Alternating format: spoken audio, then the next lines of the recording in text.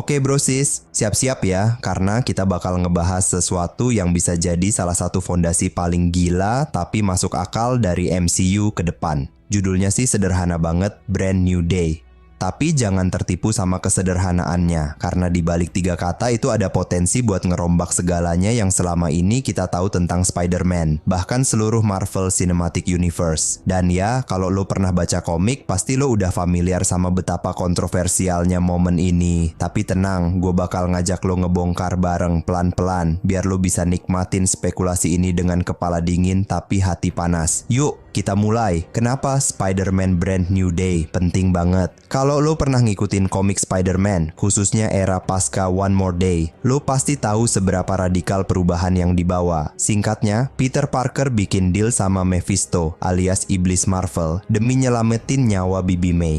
Imbasnya, semua orang lupa dia itu Spider-Man, bahkan MJ juga lupa. Jadi ini bukan cuman reset, tapi kayak dihapus dari realitas orang-orang terdekatnya. Bayangin, lo udah ngorbanin segalanya, terus lo malah jadi sendirian. Sedih nggak tuh? Nah, kalau versi film beneran ngambil pendekatan Brand New Day, bisa jadi ini adalah cara Marvel buat ngeriset semesta tanpa hard reboot. Soft reboot yang manis tapi tragis. Seolah bilang, oke, kita mulai dari awal, tapi rasa sakitnya tetap lo bawa. Peter Parker yang dilupakan dunia. Di ending No Way Home, kita udah dapet teaser soal ini. Semua orang lupa Peter Parker. Bukan cuma Spider-Man-nya doang, tapi identitas manusianya juga. Ned, lupa. MJ, lupa. Strange, lupa. Tapi kan kita masih inget bang.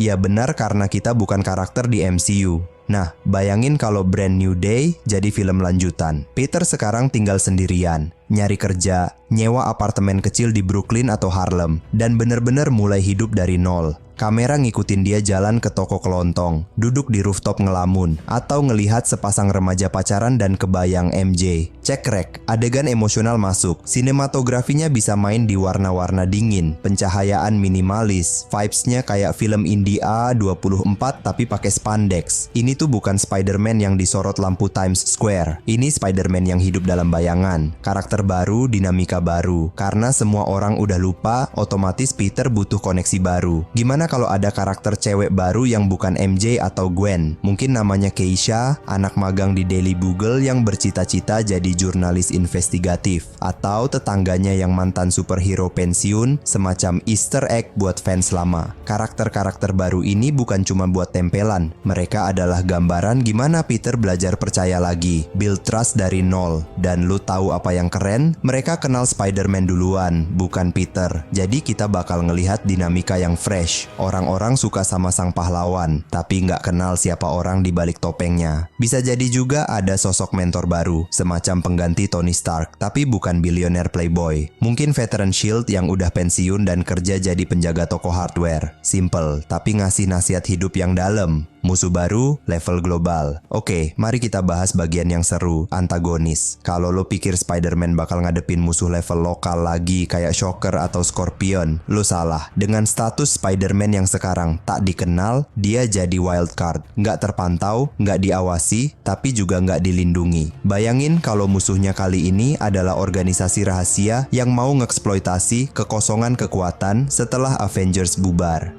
Bisa jadi semacam Illuminati jahat dari semesta lain, atau sisa-sisa Hydra yang kembali bangkit, atau plot twist, ancaman mistik yang kebocoran realitas dari dunia lain. Ingat, ini MCU, semuanya mungkin. Adegan aksinya lebih grounded tapi brutal.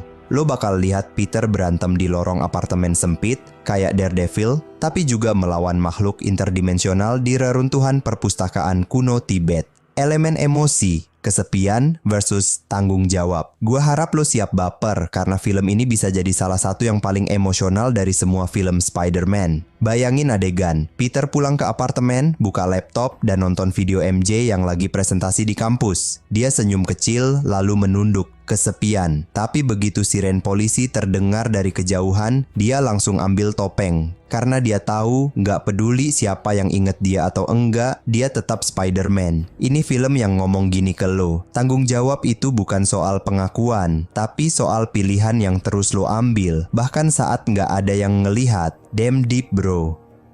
Jembatan ke Avengers Doomsday. Sekarang kita bahas teori gila. Gimana kalau Brand New Day itu bukan sekadar stand alone, tapi fondasi ke Avengers Doomsday. Gua ulangi, Doomsday bukan karakter DC, obviously, tapi simbol dari akhir sesuatu yang besar. Akhir Avengers seperti yang kita tahu. Akhir dunia seperti yang biasa kita lihat di MCU. Mungkin ini adalah benturan antara dimensi atau perang antara realitas. Dan Spider-Man yang udah dilupakan semua orang adalah satu-satunya yang ngelihat semuanya dari balik layar. Lo inget konsep Invisible Man kan? Dia yang gak dianggap justru punya sudut pandang paling jernih. Peter Parker bisa jadi karakter penting karena dia bukan bagian dari konflik utama. Dia ngumpulin data, nyambungin benang merah, dan akhirnya jadi pemicu perubahan besar. Mungkin musuh yang dihadapin di Brand New Day adalah antek dari ancaman utama Doomsday. Mungkin Peter ngelihat invasi lintas semesta dimulai, tapi dia sendiri nggak bisa lapor ke siapa-siapa. Dunia nggak percaya dia, dunia nggak kenal dia. Bayangin frustrasinya, bayangin momen dia berdiri di puncak gedung, ngelihat langit robek kayak kaca, dan cuma bisa bilang ke dirinya sendiri,